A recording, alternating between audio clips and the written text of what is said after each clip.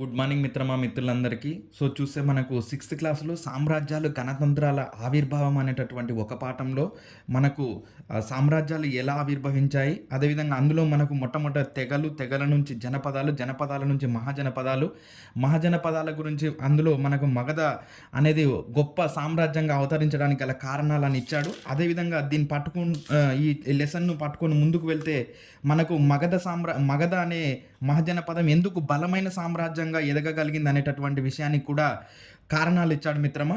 అక్కడ ఉన్నటువంటి అది గోదావరి నదికి మరియు కిందన ఉన్నటువంటి గోదావరి నదికి, పైన ఉన్నటువంటి గంగా నదికి మధ్యన ఉండటం వలన అది బలమైనటువంటి సామ్రాజ్యంగా ఎదగడానికి అనుకూలమైనటువంటి పరిస్థితులు అనుకూలించాయి.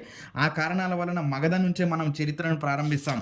అదేవిధంగా మరి అనేది ఒక గణరాజ్యంగా చెప్తూ మొదటి సామ్రాజ్యాలలో భాగంగా మౌర్య సామ్రాజ్యం, తర్వాత గుప్త సామ్రాజ్యం, అశోకుడు యొక్క విశిష్టతలు, అశోకుడు ఎందుకు కళింగ యుద్ధం చేయాల్సి వచ్చింది, కళింగ యుద్ధం చేసిన తర్వాత ఎందుకైనా యుద్ధాల పట్ల విముఖత చెందాడు అనేటటువంటి విషయాలను అన్నింటినీ దక్షిణ భారతదేశ చరిత్రలో శాతవాహనులు, ఇక్ష్వాకులు, అదేవిధంగా వాకాటకులు, తర్వాత మనకు ఎక్కడ కుతుబ్షాహీలు, అసఫ్జాయిలు ఇవన్నీ కూడా ఇచ్చాడు మిత్రమా.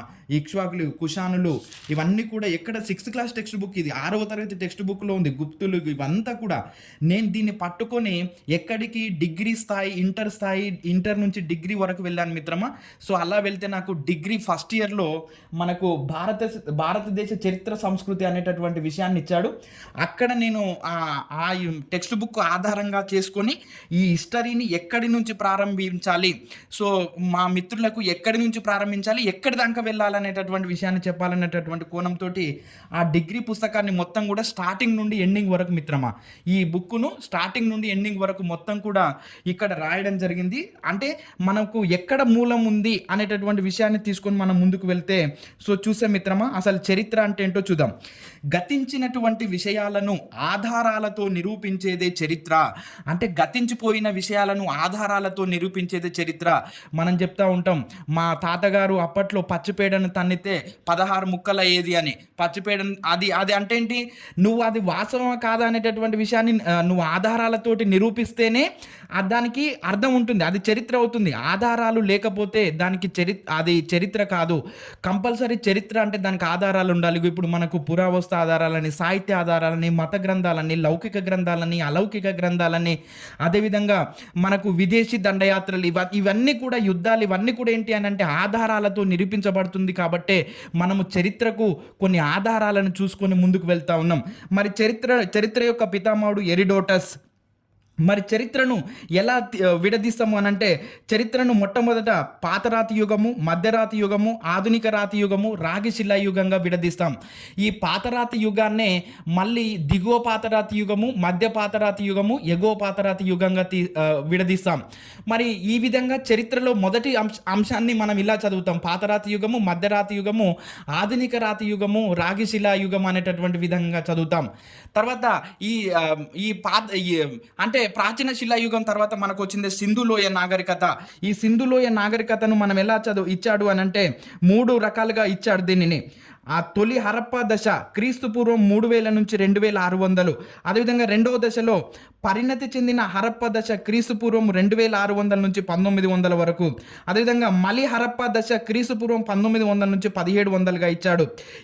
ఇక్కడ ఏం కనుగొన్నారు, ఇక్కడ ఎలా జీవించారు, ఇక్కడ కళలు ఏంటి, సమాజం ఏంటి, సంస్కృతి ఏంటి ఇక్కడ చదివితే, అదేవిధంగా ఇక్కడ కూడా కళలు, సంస్కృతి, ఆర్థికం, సమాజము చదివితే ఇక్కడ కంప్లీట్ అవుతుంది మిత్రమా. ఈ విధంగా మనకు చరిత్ర వర్గీకరణ మనకు డిగ్రీ ఫస్ట్ ఇయర్ టెక్స్ట్ బుక్లు ఇవ్వడం జరిగింది. అదేవిధంగా వైదిక సంస్కృతులు అంటే వైదిక మతం వచ్చింది ఆర్యుల ఆగమనంతో. అది తొలివేద కాలము, మలివేద కాలంగా మనం చెప్పుకుంటాం. తొలివేద కాలంలో ఏం జరిగింది, మలివేద కాలంలో ఏం జరిగింది అనేటటువంటి విషయాన్ని మళ్ళీ మీకు పూర్తిగా ఇంకొక వీడియోలో ఇచ్చేస్తాను మిత్రమా. రైట్. దాని తర్వాత మనకు ఉన్నటువంటి అంశం ఏంటి అని అంటే, మనకు మతాలు ఆవిర్భవించాయి. కొన్ని భారతదేశంలో ఆవిర్భవిస్తే కొన్ని మతాలు మన భారతదేశంలోకి ప్రవేశించాయి. చూస్తే మరి మనకు మొట్టమొదట చూస్తే వైదిక మతం, ఈ వైదిక మతమే కాలక్రమేణా హిందూ మతంగా మారింది. మరి వైదిక మతం యొక్క పవిత్రమైనటువంటి గ్రంథాలు వేదాలు 4 ఋగ్వేదం, యజుర్వేదం, సామవేదం, అథర్వణ వేదం. ఈ వేదాల యొక్క ఉపభాగాలని మనము అంటే వేదాల యొక్క సారాంశం గురించి తెలియజేసే వాటిని మనము ఉపనిషత్తులు అని అంటాం. ఉపనిషత్తులు మనకు 108 ఉపనిషత్తులు కలవు. మరి హిందూ మతం యొక్క పవిత్ర గ్రంథము భగవద్గీత. ఈ భగవద్గీత అనేటటువంటి అంశము మనకు మహాభారతంలో 18 పర్వాలు ఉన్నాయి మిత్రమా. ఆ 18 పర్వాలలో 16వ పర్వమైనటువంటి భీష్మ పర్వంలో భగవద్గీత గురించి ప్రస్తావించడం జరిగింది. మరి రెండవ మతం చూస్తే జైన మతం. ఈ జైన మతాన్ని స్థాపించింది ఋషభనాథుడు స్థాపించాడు. ఈ జైన మతం యొక్క గురువులను మనం తీర్థాంకరులు అని అంటాం. మరి 23వ తీర్థాంకరుడు పార్శ్వనాథుడు, 24వ తీర్థాంకరుడు వర్ధమాన మహావీరుడు. జైన మతం యొక్క పవిత్ర గ్రంథాలను మనం అంగములు అని అంటాం. ఇవి మొత్తంగా 12 కలవు. వీటిని మనం ద్వాదశ అంగములు అని అంటాం. అదేవిధంగా మూడో మతం బౌద్ధ మతం. దీన్ని స్థాపించింది గౌతమ బుద్ధుడు. మరి బౌద్ధ మతం యొక్క పవిత్రమైనటువంటి గ్రంథాలను మనము త్రిపీఠకాలు అని అంటాం. త్రిపీఠకాలు మనకు 3 కలవు: వినయ, సుత్త, అభిధమ్మ. వినయ, సుత్త, అభిధమ్మ. ఈ వినయ అనే పీఠకాన్ని సంకలనం చేసింది ఉపాలి. అదేవిధంగా సుత్త అనేటటువంటి పీఠకాన్ని సంకలనం చేసింది ఆనందుడు. అభిధమ్మ అనేటటువంటి పీఠకాన్ని సంకలనం చేసింది ఉపగుప్తుడు. వినయ ఉపాలి, సుత్త ఆనందుడు, అభిధమ్మ ఉపగుప్తుడు. ఈ విధంగా బౌద్ధ మతం గురించి మనకు ఇవ్వడం జరిగింది. మరి సిక్కు మతం యొక్క స్థాపకుడు గురునానక్. సిక్కు మతం యొక్క స్థాపకుడు గురునానక్. మరి సిక్కు మతం యొక్క పవిత్ర గ్రంథము ఆది గ్రంథ్. దీనినే గురు గ్రంథ్ సాహెబ్ అని కూడా పిలుస్తారు. మరి ఇవి మన భారతదేశంలో జన్మించినటువంటి మతాలు. మరి మన భారతదేశంలోకి దిగుమతి చేసుకోబడిన మతాలు, ప్రవేశించినటువంటి మతాలు ఏంటి అని అంటే, ఒకటి క్రైస్తవ మతం. దీని స్థాపకుడు వచ్చేసి యేసు ప్రభు. ఈయన ఇజ్రాయెల్లో ఉన్నటువంటి బెత్లెహేమ్లో జన్మించాడు.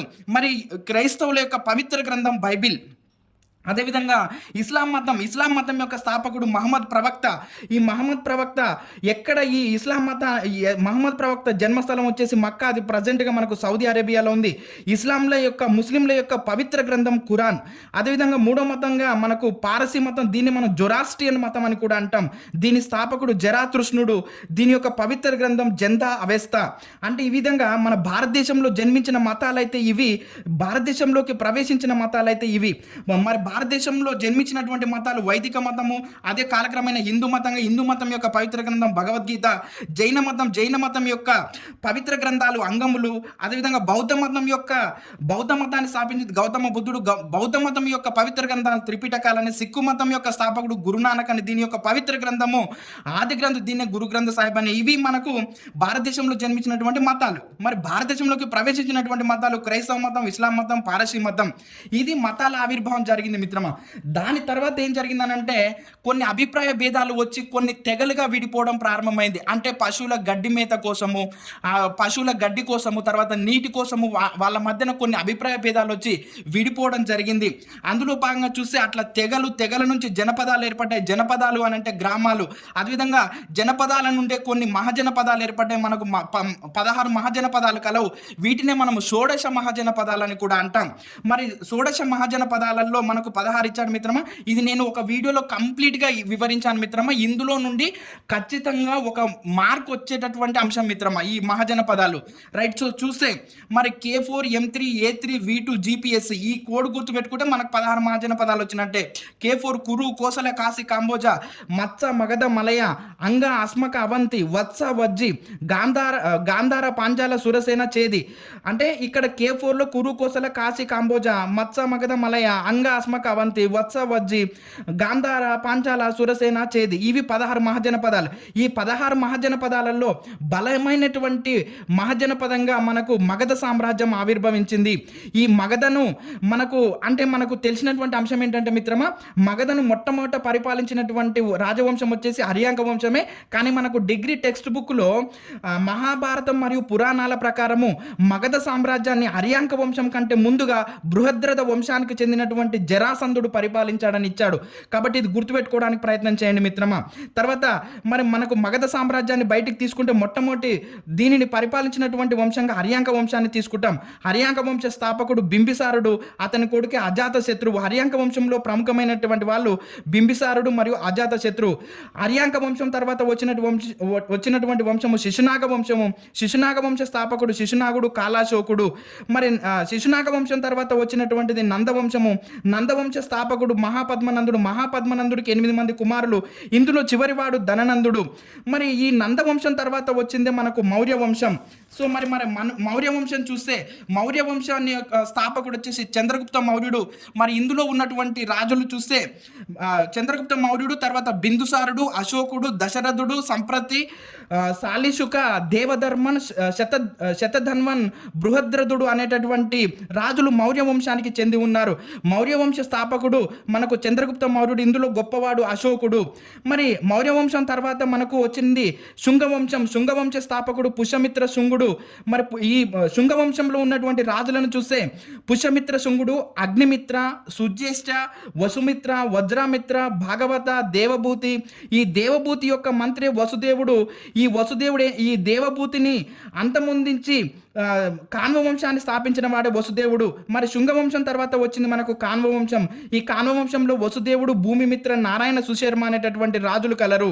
అదేవిధంగా మరి దీని తర్వాత మనకు వచ్చింది ఏంటి అని అంటే వీళ్ళ తర్వాత మనకు ఇండో గ్రీకులను ఇచ్చాడు మిత్రమా. ఇండో గ్రీకులనే వీళ్ళని మనము యవనులు అని అంటాం. వీళ్ళలో ప్రముఖమైనటువంటి వాళ్ళు డిమిట్రియస్ అండ్ మీనాండర్.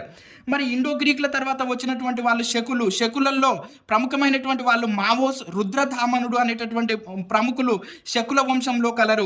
శకుల తర్వాత వచ్చింది మనకు కుషానులు. ఈ కుషానులలో కుజుల కాడ్ఫీసెస్, అదేవిధంగా విమా కాడ్ఫీసెస్, అదేవిధంగా కనిష్కుడు.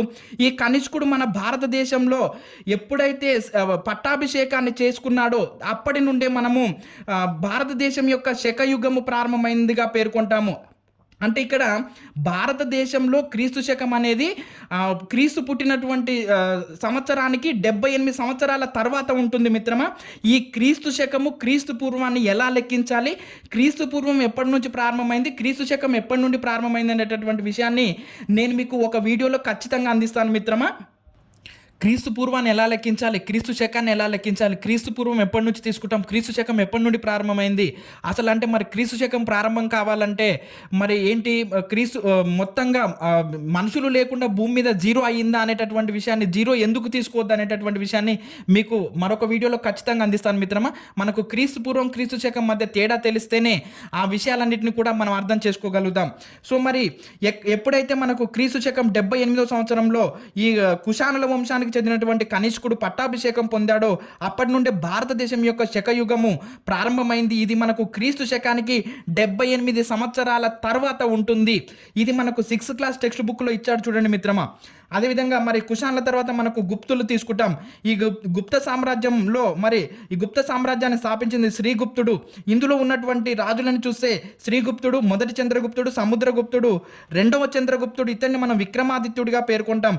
అదేవిధంగా కుమారగుప్తుడు, స్కందగుప్తుడు అనేటటువంటి రాజులు గుప్త సామ్రాజ్యంలో కలరు.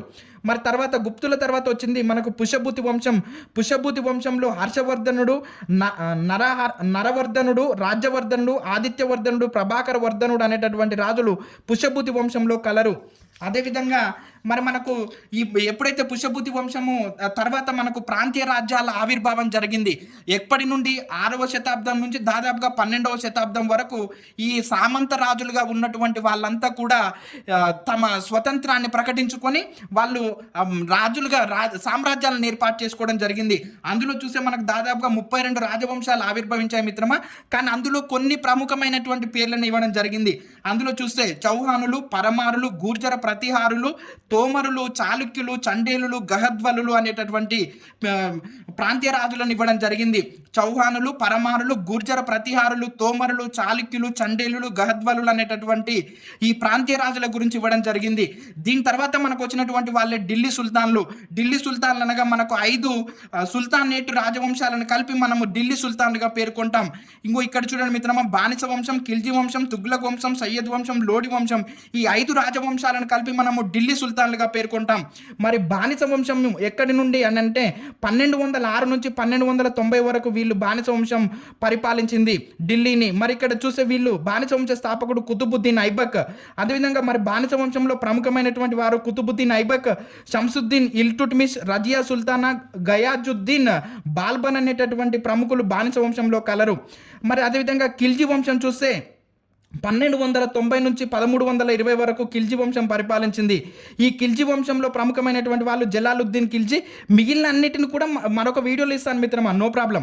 రైట్. తర్వాత తుగ్లక్ వంశం ఇక్కడ 1320 నుంచి 1413 వరకు తీసుకుంటాం తుగ్లక్ వంశాన్ని. ఇందులో ప్రముఖమైనటువంటి వాళ్ళు గియాజుద్దీన్ తుగ్లక్. అదేవిధంగా సయ్యద్ వంశం, ఈ సయ్యద్ వంశం పాలనా కాలం వచ్చేసి 1414 నుంచి 1456. ఇక్కడ సయ్యద్ వంశంలో ప్రముఖమైన వాళ్ళు కిజర్ ఖాన్. అదేవిధంగా లోడి వంశం వచ్చేసి 1456 నుంచి 1526 వరకు ఉన్నటువంటి కాలాన్ని లోడి వంశం పరిపాలించింది. మరి ఇక్కడ ప్రముఖమైనటువంటి వాళ్ళు బహలాల్ లోడి, ఈ లోడి వంశ స్థాపకుడిగా చెప్పుకుంటాం. అంటే ఢిల్లీ సుల్తాన్లు అనగా బానిస వంశం, ఖిల్జీ వంశం, తుగ్లక్ వంశం, సయ్యద్ వంశం, లోడి వంశం, ఈ 5 సుల్తానుల వంశాలను కలిపి మనము ఢిల్లీ సుల్తాన్లుగా పేర్కొంటాం. మొఘల్స్ రారు మిత్రమా ఢిల్లీ సుల్తాన్లలోకి. సో తర్వాత లోడి వంశం తర్వాత వచ్చిందే మనకు మొఘల్స్ మనకు పాలనా కాలం వచ్చేసి 1526 నుంచి 1707. వీళ్ళను బలమైన మొఘల్స్గా పేర్కొంటాం. అంటే తొలి మొఘల్స్ అని అంటాం. తర్వాత 1707లో ఔరంగజేబు ఎప్పుడైతే మరణిస్తాడో, ఔరంగజేబు మరణించిన తర్వాత వచ్చినటువంటి మొఘల్స్ అందరూ కూడా మనకు బలహీనులైనటువంటి మొఘల్స్. వాళ్ళను చెప్పుకోదగినటువంటి పాలన చేయలేదు. వాళ్ళు బ్రిటిష్ వాళ్ళకు లొంగిపోయి పాలన చేయడం జరిగింది. అప్పుడు మనకు 1857లో సిపాయిల తిరుగుబాటు జరిగి మన భారతీయ సిపాయిలందరూ కూడా ఢిల్లీకి వెళ్ళి, యమునా నదిని దాటి ఢిల్లీకి వెళ్ళి అక్కడ బందీగా ఉన్నటువంటి రెండో బహదూర్ షా జాఫర్ను ఏమని చెప్తారంటే, ఓ రెండో బహదూర్ షా జాఫర్ నువ్వు ఒక నినాదం ఇవ్వయ్యా అని చెప్తారు. ఏం నినాదం అని అంటే, ఆంగ్లేయులను పారద్రోలండి, మళ్ళీ మొఘల్స్ పాలన తిరిగి తేండి అని చెప్తారనమాట. అప్పుడు మనకు రెండో బహదూర్ షా జాఫర్ను బ్రిటిష్ ప్రభుత్వం బంధించి రంగూన్కు తరలించి అక్కడే ఆయన రంగూన్కు తరలించగా అక్కడే చనిపోతాడు. అంటే మనకు 1857లో మొఘల్ సామ్రాజ్యం పూర్తిగా పోయింది అని చెప్తాం. యాక్చువల్గా అయితే మనం ఇది 2 రకాలుగా చదవాలి. 1526 నుంచి 1707 వరకు ఒకటి, 1707 నుంచి 1857గా చదువుతాం. వీళ్ళను బలమైనటువంటి మొఘల్స్గా చదువుతాం, వీళ్ళను బలహీనులైనటువంటి మొఘల్స్గా చదువుతాం. ఈ వివరణ అంతా కూడా మనకు ఎక్కడ మిత్రమా 7th క్లాస్ టెక్స్ట్ బుక్లో ఇచ్చాడు చూడండి, 7th క్లాస్లో ఉంది. రైట్. తర్వాత మరి మొఘల్స్ను చూసే మనకి ఈ కోడ్ అందరికీ తెలిసే బాద్షా బాబర్, హుమయూన్, అక్బర్, జహంగీర్, షాజహాన్, ఔరంగజేబ్ మనకు 1707లో మరణిస్తాడు. అంటే బలమైనటువంటి మొఘల్స్ గురించి మనకి 7th క్లాస్ టెక్స్ట్ బుక్లో వివరించాడు. వీళ్ళ తర్వాత వచ్చింది ఇండో గ్రీకులను. మనం వీళ్ళనే మొఘల్స్ తర్వాత మనకు వచ్చింది ఎవరు అని అంటే యూరోపియన్లు వచ్చారు. యూరోపియన్లలో చూస్తే మనకు పోర్చుగీస్ వారు, డచ్ వారు, బ్రిటిష్ వారు, డేన్లు, ఫ్రెంచ్ వారు. అంటే 5 రకాల యూరోపియన్లు మన భారతదేశానికి వచ్చారు. కానీ వీళ్ళందరిలో పోటీ ఏర్పడినప్పుడు బ్రిటిష్ వాళ్ళు మాత్రమే భారతదేశంలో నిలవగలిగారు. మరి ఈ బ్రిటిష్ వాళ్ళని చూస్తే బయటికి తీసే ఈ బ్రిటిష్ వాళ్ళకు వ్యతిరేకంగా మనము భారత స్వాతంత్రోద్యమాన్ని నడిపించాం.